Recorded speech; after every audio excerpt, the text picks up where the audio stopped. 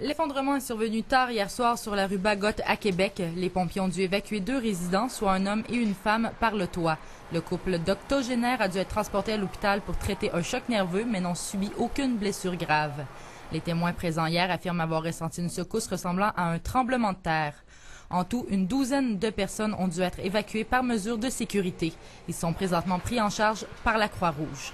On a évacué en face et chaque côté. On parle d'une douzaine de locataires qui est évacués parce qu'on peut croire que si ça déboule, ça pourrait aller jusqu'à l'autre côté de la rue.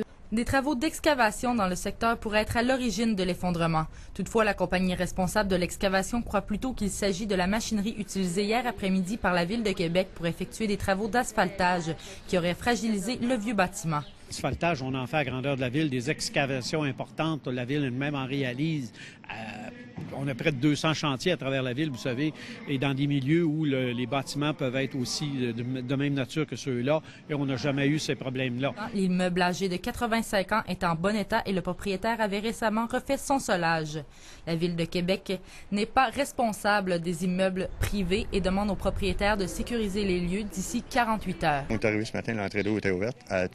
Pourquoi est-ce qu'elle est ouverte? Qui l'a ouvert? On ne sait pas. Après ça, dans le coin du bâtiment, il y a un ancien citerne. C'est lui qui a écrasé puis qui a fait décoller le coin du mur, on ne sait pas, mais on doute bien gros le citerne. L'immeuble est une perte totale et sera éventuellement démoli. Pour l'instant, une enquête est en cours afin de comprendre les causes exactes de cet effondrement. Geneviève Descaries, TVA Nouvelles, Québec.